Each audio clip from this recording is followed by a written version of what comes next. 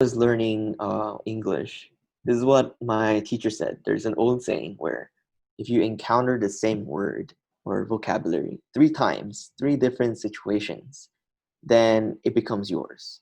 It becomes a part of you, right? So what I mean is, let's say you find that one word in a book, Mm, right? For instance, and then when the same word shows up in a show or your favorite song or in a conversation, what happens is the third time something happens where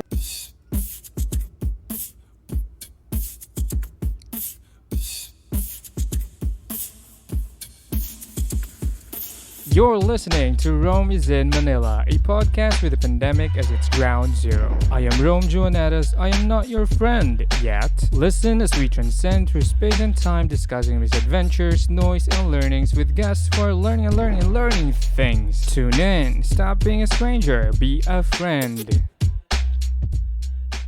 Hello, Simon. How are you doing? Thank you for coming here today. oh, thank you for having me. Hi. Yes. For those Yeah. who do not know, I met Simon a year ago when we took the TOPIK exam. So TOPIK exam, yes. yeah, so we now know each other for about a year, and right, Correct. Yeah. about a year. It's been a year. Yep. Yep. Okay. So yeah, could you introduce yourself for a bit, Simon? Hi, my name is Simon Cho. I'm Korean. My parents are both Korean, so I'm fully blooded. But I grew up in the Philippines, so I came to the Philippines when I was really young, like 2 years old. Mm, So when I was growing up, I went to Philippine public school, and then right about fourth grade, I went to an American-based international school. mm, Hence the accent, right. more neutral accent, right?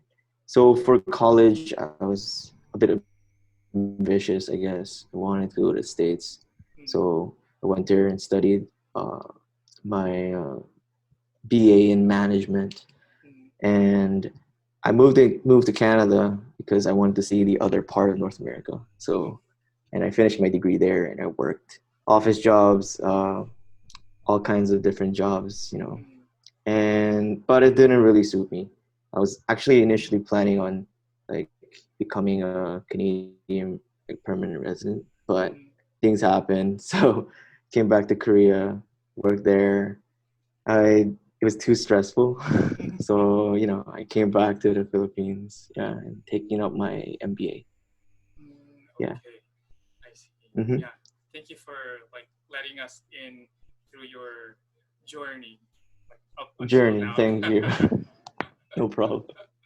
Yeah, and yeah, aside from stress in Korea, what is the reason you went back to the Philippines? I wanted to pursue education beyond my bachelor's, Mm, and I was I was considering a lot of things. I was thinking, where do I really want to settle? Right, that's the mm, biggest question for me, having moved around so much. And for me, I mean, I could have just lived in Korea, you're right.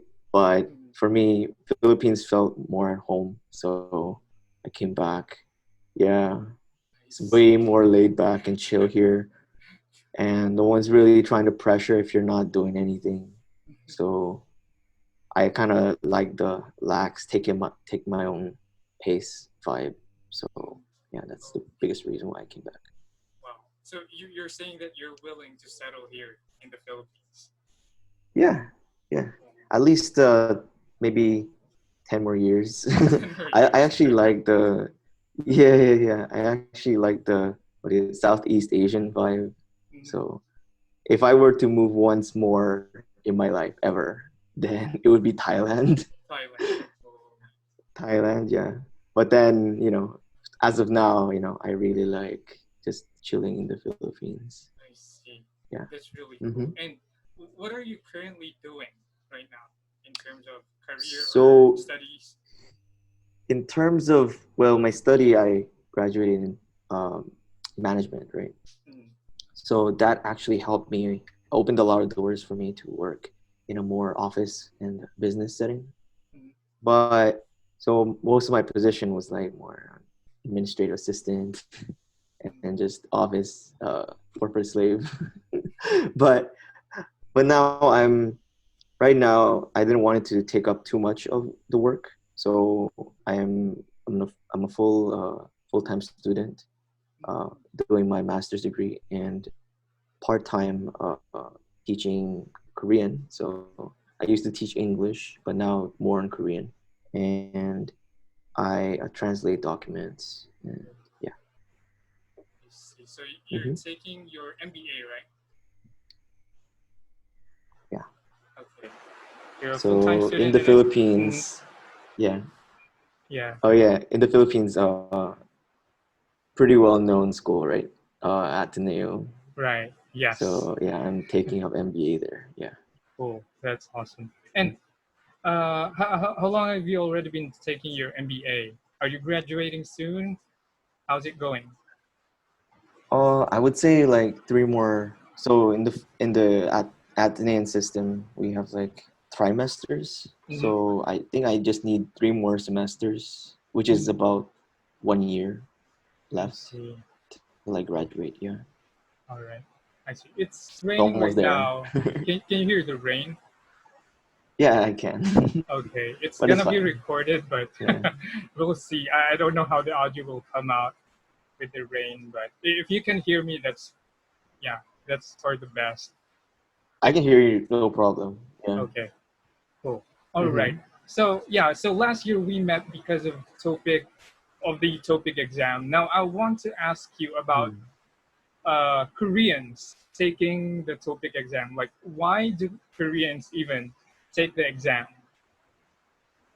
Uh, I think people have their own reasons for Mm, taking TOPIK, but personally, I since my job has to do with translation and hopefully live interpreting, uh, I'm pursuing that license. So, and if I were to work in a Korean speaking position wherever I go, they would require me to take or to have a TOPIK mm, score of 3 or above or something.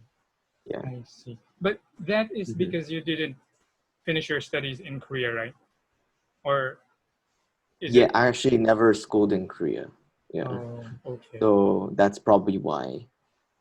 I see. Yeah. And how's the Mhm. experience taking TOPIK as a Korean? Uh, well, obviously it is my mother tongue, Mm, so I say that's one of the advantages of taking a language exam that is my language, right? mm, But even for Koreans, the writing section is pretty challenging. mm, So it was challenging for me. The rest of the exam was, was on the more on the easier end mm, because you speak it every day, right? right. But the writing part was a bit different, right? A bit more academic. Mm, Hmm. I see. So yeah, I think that's a major advantage for native Koreans taking the exam because you get more exposed to it. But as you mentioned, the writing part probably Hmm. is just as difficult for everyone. Yeah, I it see. is. Okay.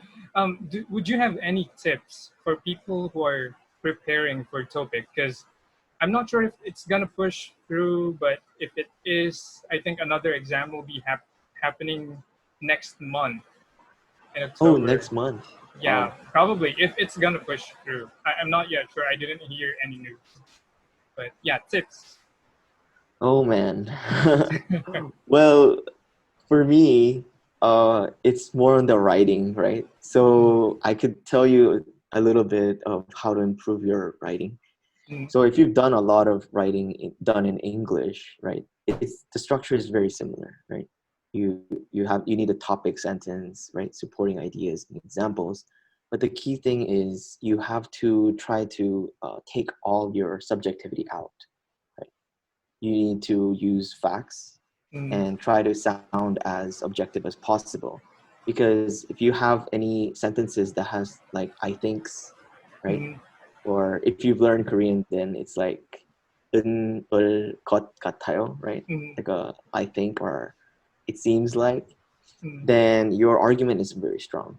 So I recommend people who are thinking of practicing for this exam to read a lot of like Korean articles, Mm. because the Korean articles are written by reporters. So Right. obviously their level of writing is pretty right. It's pretty standard, and you can easily find these articles at random uh, on the Korean Google. Right. It's called the Neighbor. Naver. Mm. Right. Yeah. We call it the green box, right, in Korean. Oh, So you call it the yeah, green box. we call it the green box. Okay. Yeah. Yeah. That's my first time Green hearing search about it. bar. Yeah. Green search bar or 초록창. Yes. Okay. Yeah. Yeah, you could type up like there's a news tab, so you click on that, and then just like how MSN still does, where it Mm, categorizes the articles in topics like politics or sports, you mm, can look it up. Yeah, that way, and mm. just read. And if you don't understand, then uh, well, you have to practice your reading comprehension first, and Right. then once you figure that out, and to improve your writing, you have to read an article and then try to summarize it, like 3 5 sentences. Mm, Yeah, and then I think that'll really help with the writing. I see. Yeah, thank you very much. Because for me, I'm also preparing. I'm not sure if I'm gonna take it the This following month. coming, Yeah, yeah, I'm not sure of the quarantine measures if it's gonna loosen up anytime soon. But yeah. yeah, I am gonna take on that suggestion that you have. I'll be reading neighbor news more often. Oh, it helped me a Usually, lot. So, yeah, and although my trouble with reading news articles from hmm like neighbor news is that I often get a lot of vocabulary words that are not familiar. Like, for example, if I read something on economics, like a lot of vocabulary words. How do you deal with new with vocabulary words? jargons. Yeah, jargons. Um, well, then again, I have to say maybe because I'm Korean, right? Mm, You get a lot of exposure in those aspects, even though it's a subject that you don't really know, right? mm, I mean, you're not really adverse with. right, Uh, but it'll be nice, I guess. Your first steps is to maybe if article's too hard, you can go to books like novels mm, or grade school, middle school. But then, sadly, the novels for grade school and medium, what is it, middle school level, it's not going to be enough right. to score a high mark in the TOPIK writing exam. If you want like what's the highest score for the each section? I Was it think an 100 eight for each or section. 6? 100 for each section, Yeah. yeah. But then there is like 6 different levels, I think, where Mm, 5 and 6 is like the highest, right? yes. You won't score that high if it's like middle school or grade school level, right? Mm, You would get like a 5 maybe if it's a high school level. So a right. 6, which is pretty much fluent Korean, that's what they expect. So that's why I recommended the what is it, the Naver and the Neighbor articles. news. If Yeah. you were going, if you're shooting for a 3, then sure, read middle school based to high school based what is it, novels and textbooks, Mm, because they will be written in more simpler language, right. I see. right? Would you have any novel recommendation in Korean? Oh Like, man. if there's any favorite that you have. Sadly, I haven't been reading Mm, uh reading that much. Yeah. Most of I my see. reading is more in English. Yeah. Mm, So okay. yeah, I'm sorry I can't. Okay. No worries. No worries. Yeah. That's Maybe okay. at a later date I could look up. True. Yeah, because Uh, I actually yeah. have There's two a nice Korean site novels. where you Mm, can buy Korean books. okay. Oh yeah, yeah. Yeah. A site where you can find and buy Korean books, right? You Mm, probably heard of it. Have you heard of Kyobu? Kyobo. It's a Yes, Kobu I've bookstore. heard of Kyobo Bookstore. They also Yeah, sell yeah, ebooks, right? yeah. They sell ebooks. They sell language learning. And they Mm, sell all kinds of books. It's literally the Amazon of Korea. Right. So yeah, Cool. Yeah, I think people can check that out too. definitely. Yeah. I mean, Okay. I'm not getting paid by them, but Yeah, they're this is not definitely sponsored, good guys. sites. Yeah, they're not sponsored by them. Yeah, But yeah, I see. Okay, thank you for that. And because the writing exam, the topics are usually like something that we don't normally discuss, right? Like exactly. last year, I think the topic was about morality or values, Yeah, yeah, right? yeah, yeah. Actually, my topic I still remember. It's about like how much. So you know Korean K-pop idols, right? Mhm.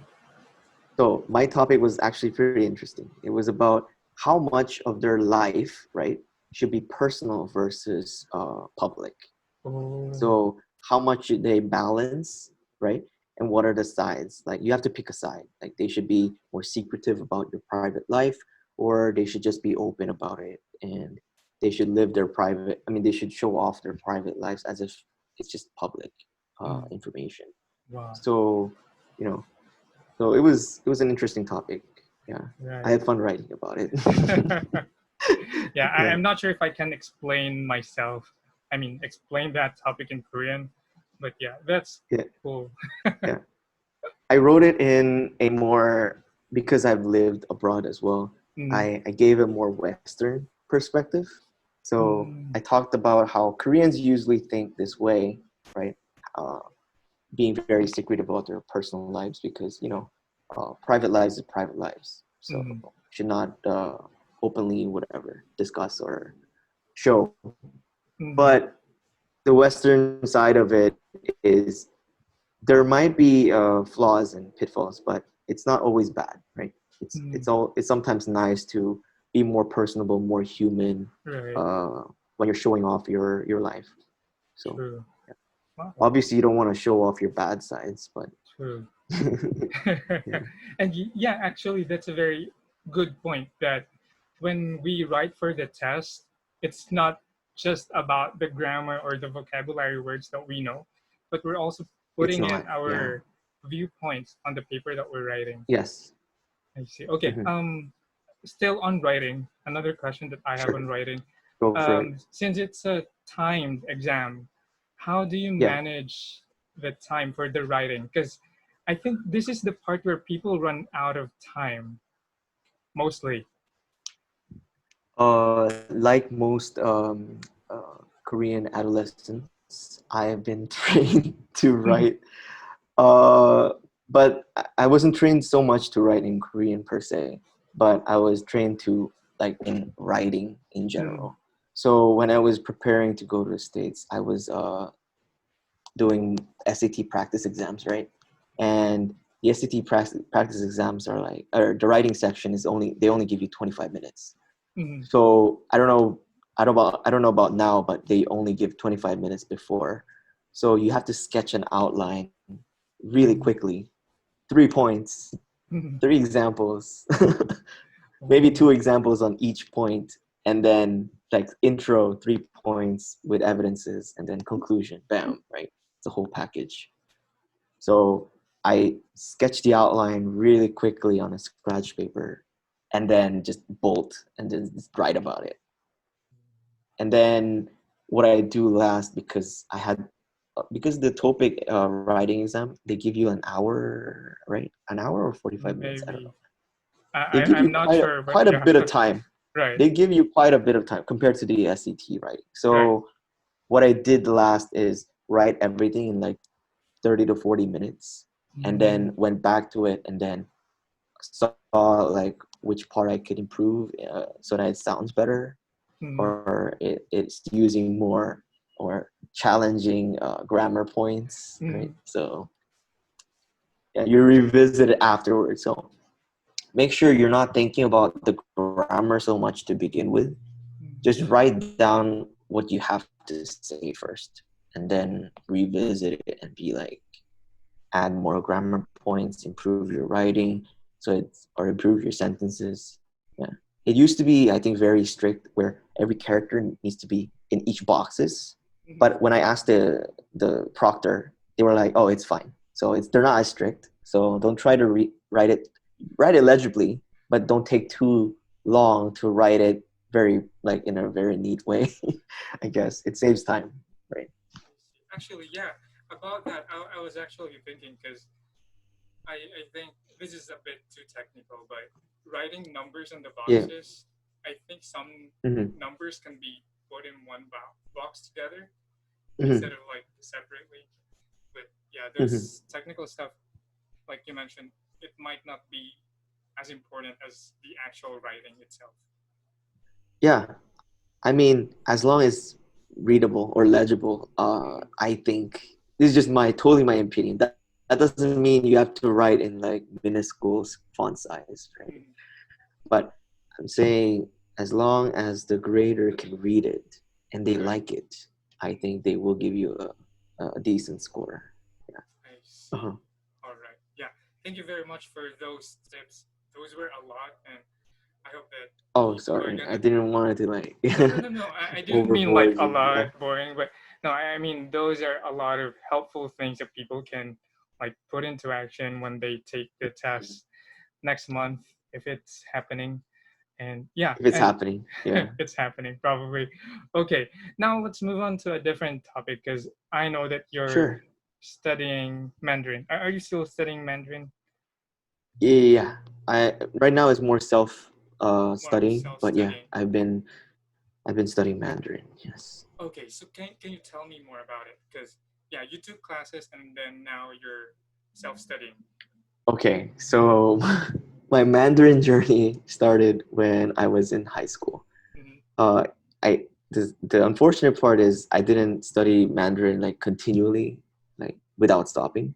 Mm-hmm. I started it in my high school, maybe like one or twice a week, and I learned it from this old lady who was Taiwanese. Okay. So I was writing like the hard, not simplified, the traditional Mm. text, which was nice because it gave me a lot of insights on every brushstrokes and giving me, it, like the teacher was like really breaking it down for me, be like why these strokes are why it's written that way and how it why it needs to look that way. So I got a lot of insights through that, so the traditional side of it. And then when I went to the States, I didn't want to forget my Mandarin because I've spent so much effort and time on it, didn't want it to let it go to waste. So while I was majoring in uh, business, I wanted to minor in Mandarin. So I was in the States for about 2 years. Every semester, yeah, every semester I went to the East Asian or Asian Studies department, and I signed up for an intensive language course. And they had like a intensive beginning Mandarin course where there was class every day. Wow. So the Monday, Wednesday, Friday was normal classes, and then Tuesday and Thursdays were what is it? Were like study hall kind of thing, where you still have like proctors and teachers come in, but then you do your homework and you do exercises and drills. So it was nice. It got me to be confident about more about conversational skills. And but sadly, when I went to Canada, I and was still finishing my VA there, I there was no Mandarin course or anything. So Wow. the only way to learn is have a friend, have a Chinese friend to tag along wherever you go. And yeah, it's not hard to find Chinese anywhere. So Right. Yeah, they're so like you can one just third of the find a Chinese population. buddy to practice. Yeah. So you can teach them English, they can teach you Mandarin. So yeah, that's how it was. In Korea, nobody. I didn't have a Chinese friend. There was a Chinese employee, Mhm. but that's about it. And then when I came back to the Philippines again, I didn't want it to give it up. So I took Mandarin courses once a week, and the levels are just it keeps rising. I think I first started at beginner 6, just so that I refreshed my Mandarin skills, and then now I'm like advanced 3, I think. So I think the session that's available is about up to like advanced 6, and that's it. So I'm almost there. I'm almost there. And while I was taking my core classes there, they also have language proficiency exams. So it's called the HSK. Uh, HSK is the proficiency exam. It's like 汉语水平考试. So, and I took the 3, aced it. 4 did okay, and I have 5 and 6 left. But I'm kind of scared because there's a saying where, what is it? By 6, you need to know about like 3,000 characters. Yeah. So I don't know. I can't be so sure. Don't quote me on it. But like every time the level goes up, the number of vocabulary doubles. So let's say you learn like 600 at HSK 3, or sorry, 300, then 4 will be 600, 5 will be 1200, and then 6 would be like 2400, something like that. But like I'm just giving you examples of numbers, but that would be something like that's how it is. So it's pretty intensive to cram all those characters in your head. Yeah. Hmm.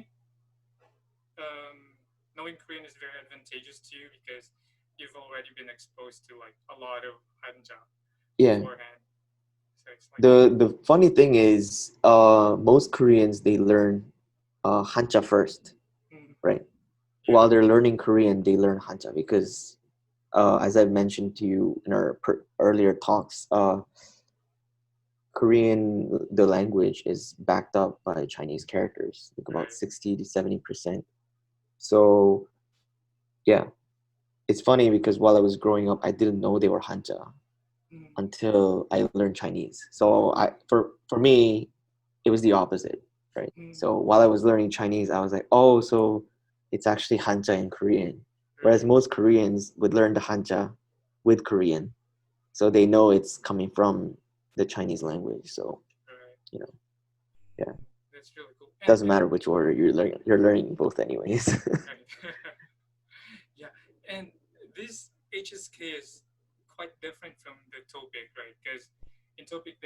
Very different. Mhm. Mhm.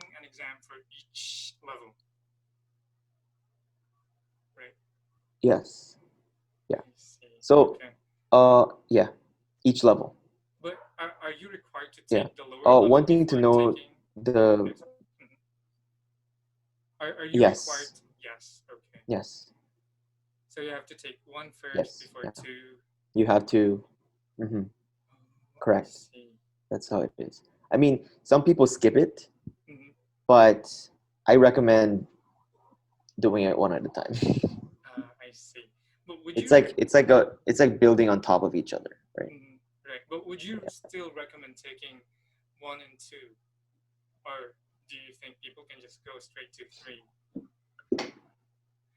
If you have an experience of actually going to China, living in China, or actually, have a Chinese friend experience, right? Then maybe you can skip the 1 and 2. The one, from what I heard, was it's all in pinyin, or the pinyin is given, so you don't really have to write at all. From what I heard. So yeah, and then the 2 is you do a little bit of writing, but then not so much. Yeah, you don't write full sentences yet. Maybe 1 or 2 words. You don't really write a lot until you hit 3. And 4 is a lot of writing. You have to write full sentences with grammar points now. Hmm. And I'm expecting 5 and 6 to be no English whatsoever. Like Oh, even the instructions are mm, gonna be in Mandarin. wow. Yeah. I Hmm. see. That's cool. And how That's are cool. you doing your self-study right now? Uh, I think I should be more I should be working more than what I'm actually doing right now. Mhm, But if I were to intensively study Mandarin right now, I would have to I would like to watch shows, mm, because for me watching shows would be one of the faster ways to learn a language. It has so much in packed jam packed in a show, right? Because the way they express the words, the word choice that they use, and it's very ad hoc. It's mm, coming like fluidly. Whereas writing, you have to think about and write. So the right. books are very mechanical. Mm, Whereas conversation spoken is very organic. So I think the thought process going through conversation is the faster way to learn.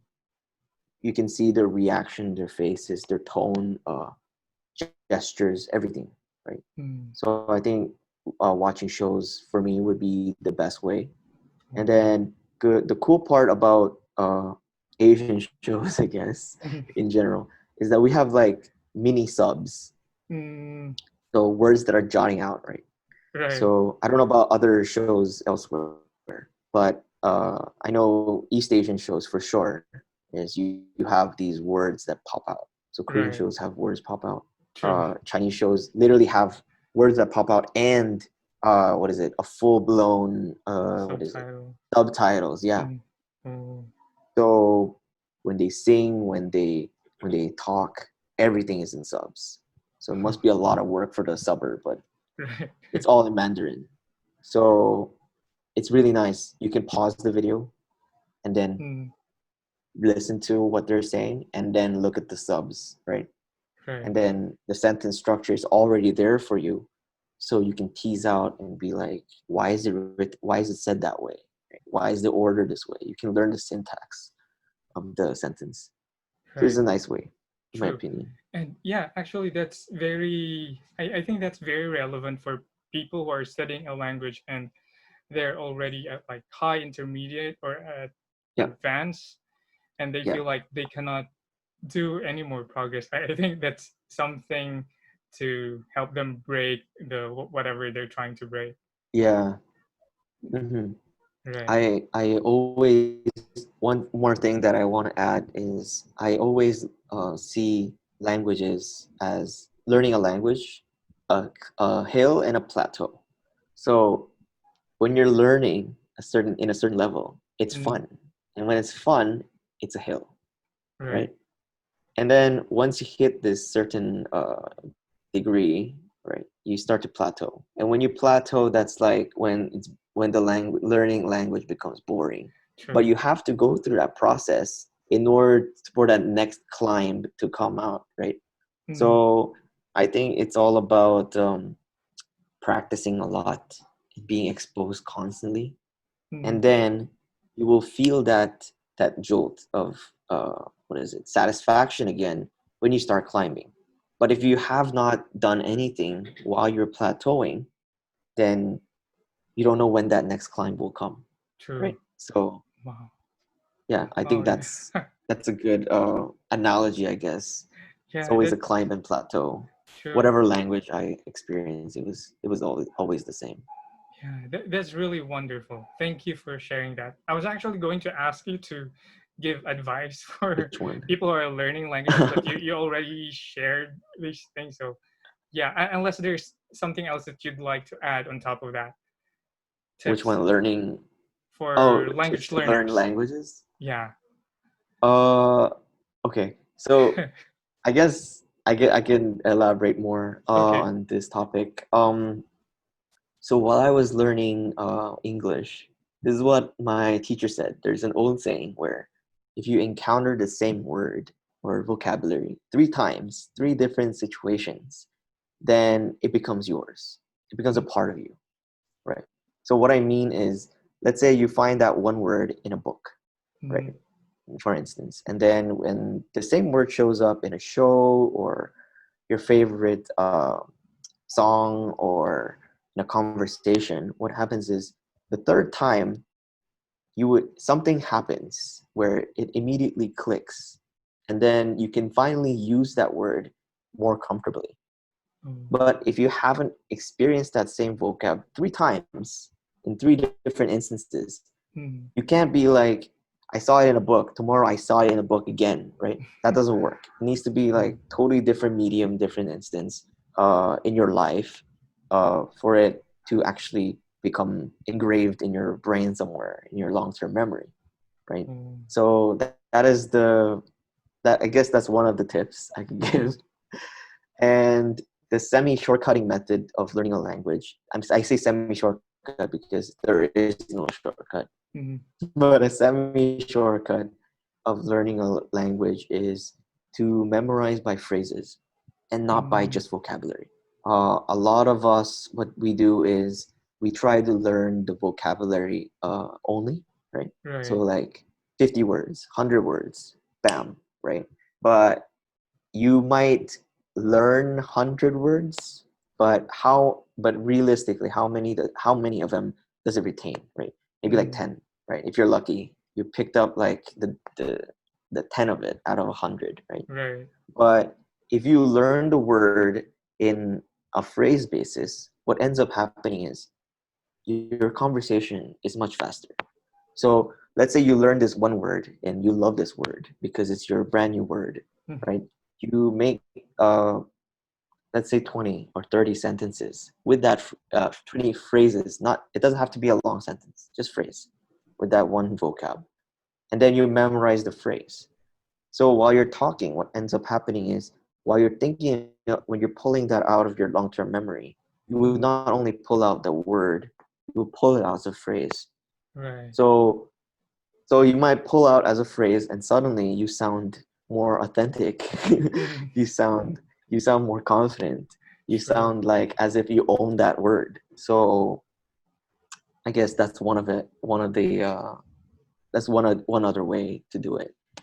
And maybe just one more. Okay. Lastly, is to never shy out, right? Never be Mm. too shy to use that language, right? Maybe you are a reporter or someone good with language in your primary language, but when you learn a new language, you're not as good, right? Just because Mm. your primary language is like right here doesn't mean that your second language you have to use it at that level at the get-go. Right. So it's okay to make mistakes. True. Actually, the more mistakes, the more times you are wrong, the faster you learn how to use it correctly. Right. So you have to challenge yourself. Yeah, you're right. It might be embarrassing, but it's actually not embarrassing because it's not your primary language to begin with. True. So you have to keep making that mistake, and then let other people correct you. And don't be too sensitive about it, right? Mm. When somebody corrects you, it's fine. That just means people care about you to True. speak that language well, and you just, right. Some people, they don't like to be corrected, or they shy out because they're Mm. being corrected. But I think it's very important where you let other people correct you, and then you keep making mistakes, right? Right. So then when you keep making mistakes and someone correct you, you'll make less mistakes next time. So you have to allow yourself to do that. I think that'll really help you. Yes. Yes. That's yeah. That's really wonderful. Thank you so much.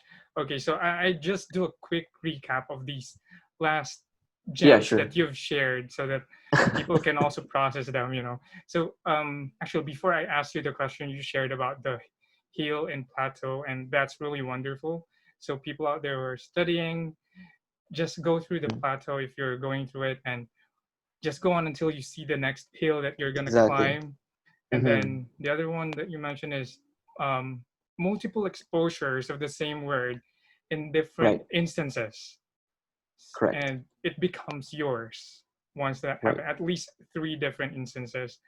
And Hmm. then after that, you mentioned about memorizing phrases instead of words, singular Right. words. So yeah, Mm-hmm. because that makes you more fluent and more confident when pulling out those words when actually Right. speaking. Mm-hmm. And lastly, you shared about not shying out and not being afraid to make mistakes because yeah, Mm-hmm. that's the process and you're still learning anyway. People will help you and correct you. Just don't be too Exactly. afraid. Okay, yeah. Oh, that's really wonderful. Thank you so much, Simon, for No yeah, problem. a No lot of problem. these My amazing pleasure. gems that you've shared. I hope that other people will pick this up and also go on their language learning journey. Okay, Awesome. yeah. And lastly, is there anything that you would want to promote, perhaps? Where can people find you? Like perhaps if they want a Korean language teacher, a lot of Oh, Filipino people okay. and a lot of listeners are probably interested in learning Korean too. Uh, well, you can share my number to them. Okay. Yeah, and then they can contact me on Viber or Kakao Talk, right? Same number, and uh, we'll see how it goes, right? I Okay. was thinking of doing a YouTube about it, but Mm. we'll see. We'll see. I'm Or just busy, so I have to yeah. figure out if I want to do something like that. Yeah, we'll be looking Mhm. forward to that. And yeah, Yeah. I will not be posting your number online. So if people No, are if they interested, PM yeah, they you, can PM me. then exactly. If they PM you, Right. then You're you not have using the social right to media, share. right? So people cannot find you in social media, like Facebook, Uh, Instagram, or they can anything. find me on Facebook, but I'm try not to use as much social media Okay, as possible. I see. Yeah, That's yeah, totally cool. yeah. Okay, yeah. So thank you very much, Simon, No for today. problem. It was a great time. I also learned a lot. Thank Oh, you, I'm and glad hope that to you see you said again that. next time. Yeah, sure, definitely.